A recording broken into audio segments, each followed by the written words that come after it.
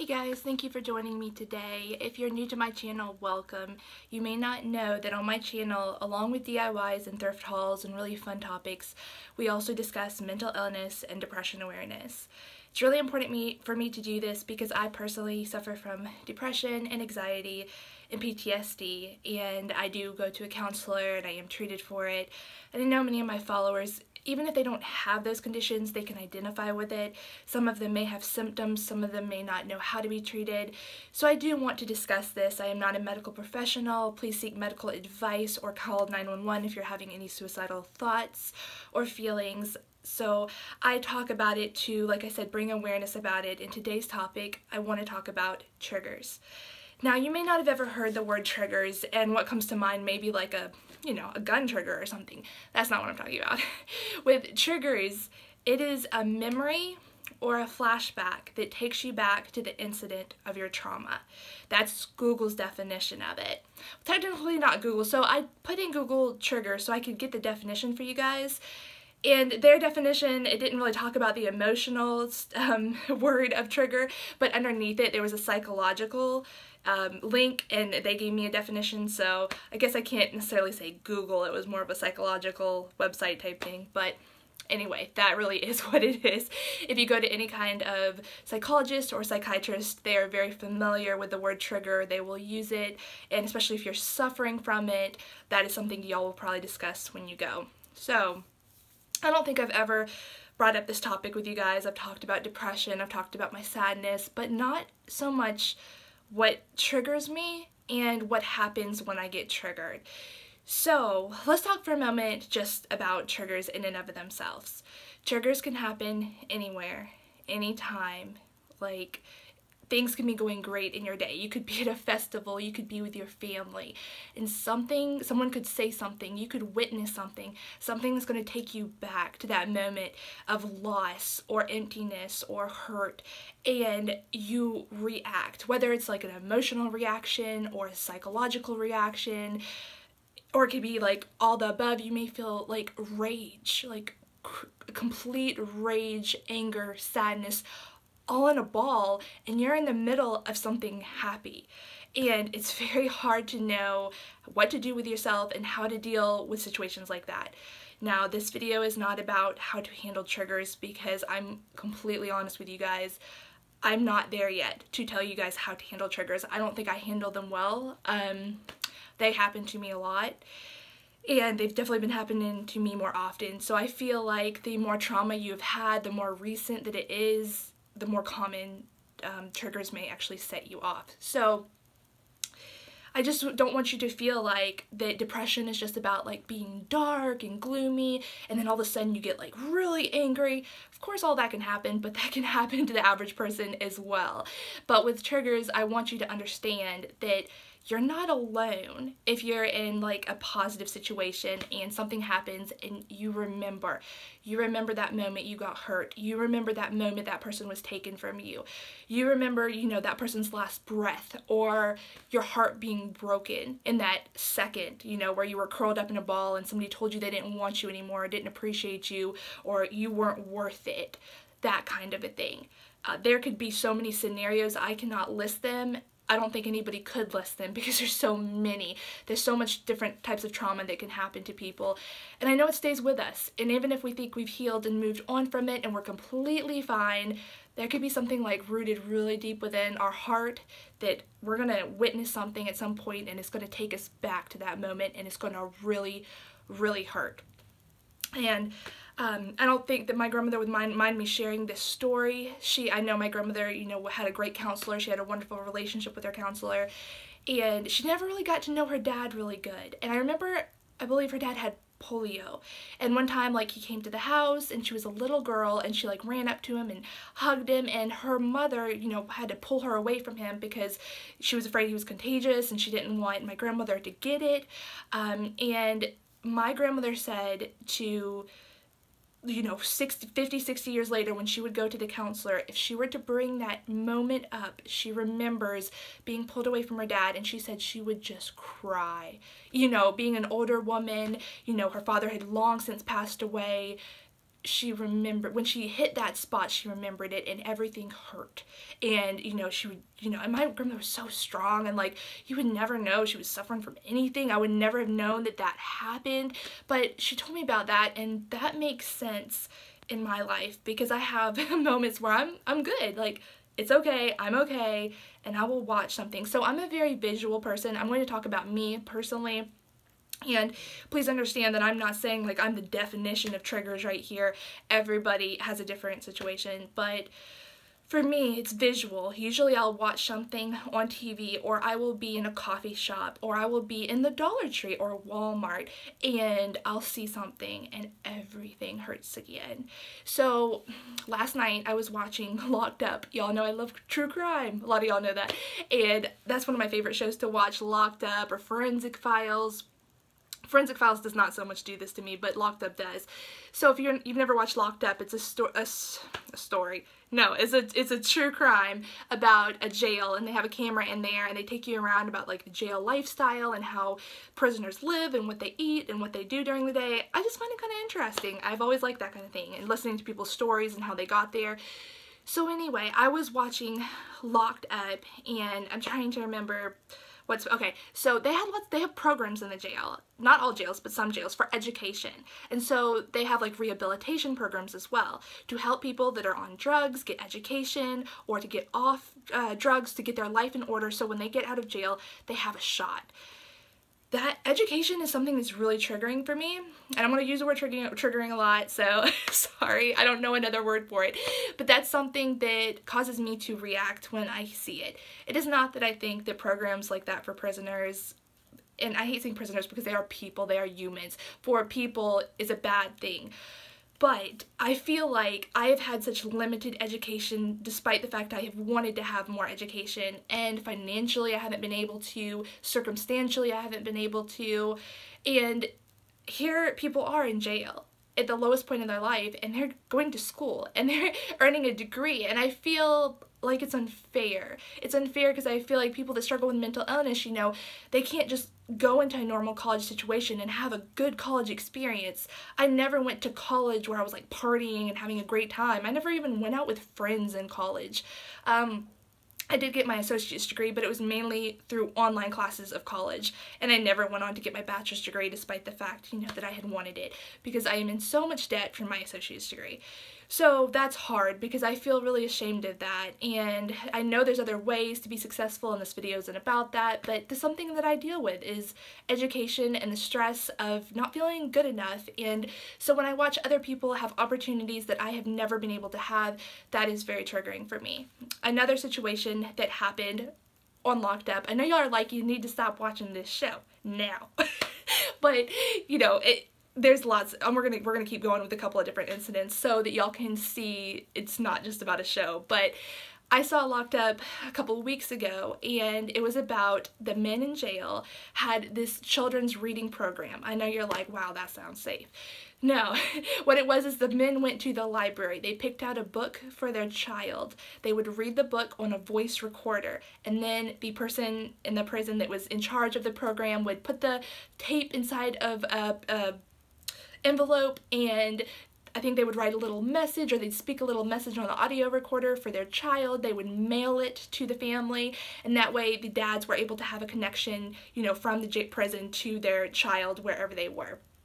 So I think that's a beautiful story, and I think that's wonderful and sweet, and it was so triggering for me. My dad never read me a story. Never read me one story. Nope. And it's moments like that, like I've moved on, I don't think about it, but when I see things like that, and I see how much dads like love their children, I will just sometimes cry hysterically. And I remember after that particular episode, or while it was going on, I sat on the couch and I cried my eyes out, and I cried and I cried and I cried.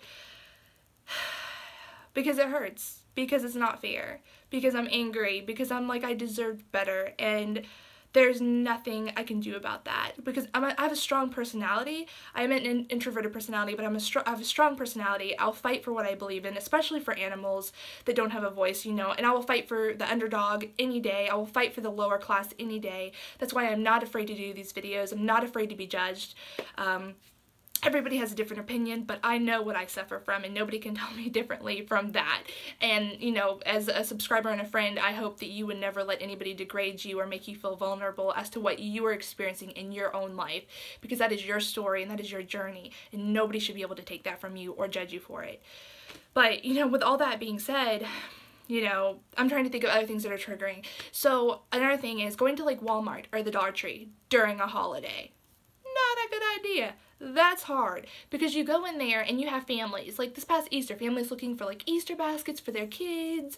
You know, I hear people talking on the phone to their parents, and you know, they're gathering all this food for a family get together. And moments like that, I don't break down as much as I used to over stuff like that, because I think I've experienced that so much every holiday that I have been able to push through it a little bit more and, you know, call a friend if I need to talk to somebody about it. I have a really good friend and she's been through a lot with me and she knows what's up, and so I can just call her and be like, today is really hard, and you know, we'll talk about it. So I'm really thankful for her for that. But yes, holidays, church on a holiday, that used to be really tough. Church on a Mother's Day, church on a Father's Day, Lord have mercy. Like, I mean, to this day, I don't really want to go to church on a Mother's Day or a Father's Day, especially not a Father's Day, and I think that's because I did have one parent in my life for a certain amount of time, but then there was that one person that was never there, and just because somebody's never there doesn't mean you don't want them to be there, doesn't mean you don't miss them, that you don't hurt, that you don't like bleed inside your heart because you see other people have it and you know you don't. I had a best friend growing up, and I remember I used to love to spend the night with her, and she had this little like camper in her backyard, and we would spend the night out there, and her dad would like wake up and make us like these cinnamon biscuits for breakfast. And I thought that that was wonderful, and she was a sweet person, and I envied her so much so that I think ultimately it really broke up our friendship as I got older. I don't really know her anymore today. I mean, I know her through Facebook and stuff like that, and I wish the best for her, and she's just a lovely person, and I wish we could catch back up maybe one day. But that was my best friend going through elementary school. We just like did everything together, and the more I was around her, she had like family night, movie night with her family, and again, no way am I degrading this or putting her down, but I would ask her to come over to my house and she'd be like, I can't because I have family night. We're like watching a movie together, my mom, my dad, my brother, and me, you know. And you know, what do I do with that? What do I do with that? I didn't understand that, and I wanted that for myself because it sounded like so cozy and so nice. And you know, at night I think they would like have dinner together and they'd all sit down at a table, and it was a way of life that I didn't have. So I could spend the night with her and I could witness this stuff, but then I was going to go home and it was going to be completely different. So those are just a few of the things that trigger me. I could talk all day long about stuff that I see that hurts, you know. So when I do want to talk a minute about when I'm triggered, like what tends to happen. So usually it will turn into me debating about something with the person that's there, and usually that's my significant other. So I feel really bad about that because that's not my boyfriend's fault that I had to live a life that I did. You know, he can't change that. He can't take that from me. He tries to, you know, build me up, and, you know, he doesn't want me to be ashamed of myself and stuff, but at the same time, I don't think he always knows, like, I can be a very unpredictable personality. We can be doing really well and watching a movie together, and like last night I saw this true crime show when I was with him, and it turned into a debate about education. And so my viewpoint was that, you know, people in the lower class or people with mental illness don't have that much education opportunities, and it kind of turned into a going back and forth of, you know, his opinion of that and vice versa. And this is not about his opinion, so, you know, we're not gonna talk about that. But he could see where I was coming from with it, but I think I was so triggered at that point, it didn't matter if he was agreeing with me or not. I just felt like I really had to voice my opinion on my frustration of the situation. And when I did that, I got myself like so worked up that I like started crying because, you know, I felt like, you know, you don't understand, you don't know what I've been through, you know, your point of view, it doesn't even make any sense because you know, I tend to date people that had a very safe life growing up, and they weren't scared, and they were supported, and they had a mom and a dad, or, you know, at least a very strong parental role model, and they're close to them. I've just tended to date people like that, and I think that's because I personally, you know, crave that myself, and I love that, you know, my boyfriend had a wonderful experience growing up in a strong family and, you know, everything. But that in and of itself can be triggering. So we're talking about that issue on TV. I'm feeling like, you know, somebody does not understand where I'm at this point in my life. It's really a me issue. It's not a him issue. It's not an anybody else issue. It's a me not knowing how to handle the pain that I'm feeling from what I'm witnessing, because it's taken me back, and I'm just re-triggered because I'm so frustrated and I'm so angry. So usually what happens is I just get totally emotional after I debate about something, or sometimes I can like definitely fight with somebody, not physically, but just with a raised voice. I can yell depending on the situation, and it's a lack of knowing how to handle anger that happens like that. It happens so fast, and knowing how to like decrease it and bring myself back and whatnot. So I need to like research tips on that, and if you have any tips on, you know, if you get triggered, what you do, or if you would like to share below, I would really appreciate that. I think that would help me, that would help my subscribers. And if you would like to share how you get triggered, you know, I know that this is like social media, I know this is on the computer, so I would never pressure any of my subscribers, followers, friends to post anything below that could compromise them or that makes them feel vulnerable. But if you feel led to share a story, you know, a trigger of yours, if you just want to write one word, I can tell you that people that are reading this probably, I'm pretty like 99.9% sure, would get comfort knowing they are not alone, because this is something that happens to people daily. Sometimes it can happen several times a day. Sometimes it doesn't happen for a year, and then all of a sudden something takes you back and you hurt and you don't know how to react, and people around you, they don't understand what's happening. They're viewing the situation as, you know, a normal, healthy person. I mean, not my boyfriend, because he knows me, but if you're out in public, they're looking at you like, what is happening to you? Like, you're not reacting right. People like judge you, and they'll like step back from you, or, you know, they just don't understand what's going on, and they're not going to, because they don't know you and they don't know your story. And I know that makes you feel even more frustrated, but that is the honest truth to it. And I know this is very hard, and it's something that every day I have to feel like, how do I combat this? And it doesn't happen every single day, but it happens a lot. And I hope one day that through counseling and through, you know, just learning how to handle myself better and learning that I'm safe and I'm not in the environment that I was when I was younger, I'll start to slowly heal from this. It is a journey, and it is a long, long journey, guys. Don't go it alone, because you don't have to go it alone. We can talk about it and we can be there for each other. I'm thrilled to have this channel, and I'm very blessed to be able to bring y'all like thrift hauls and Dollar Tree hauls, but this channel is my name because it's a part of me. It really is, and I want to show y'all not only, you know, how to save money and how to have a better quality life, but also the other darker side of it, the other darker side of me, the darker side of what everybody else deals with. And I want to quickly say that the darker side can be the most beautiful side. It is all about how to channel what you're feeling. If you channel your anger and your pain and your depression into art, y'all, you're going to blow everybody else out of the water. You are going to blow them out of the damn water, because you're able to put a force into something that other people don't have. That's what I truly believe. Some of the best artists, some of the best painters were very disturbed, darker people, and they channeled it, and they were able to create works of art. I need to do some research so I can like come up with some actual names for you guys and give y'all some examples, because I'd be really interested in that. Like, I feel like I know a couple of names of people, but I don't know enough to speak on it in public yet. So I will look into that. But the more you do that, the more I think you will learn what to do in situations when you get triggered. I need to work on like blogging more, in my blog, just writing. I used to write a lot more, and I don't do it so much anymore because I've gotten really caught up into social media. But writing does help, and you don't have to write in social media. You can write in a journal. I know lots of people have journals, especially haulers. I know we're always hauling really cute, crafty journals. Sometimes it's a safe place to go where nobody else is going to read it, and you just put it all into a book. And that is okay if you don't want your if you don't want your significant other to read it, if you don't want your child to read it, put it away somewhere safe, put it under your mattress, and that is your safe place to go when things like this happen.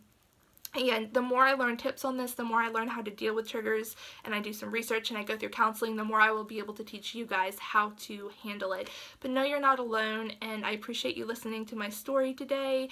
I hope you are having a really good, beautiful day. Be gentle with yourself if you're going through something. So many people are right now. So many people are dealing and struggling, whether that's financially, physically, emotionally.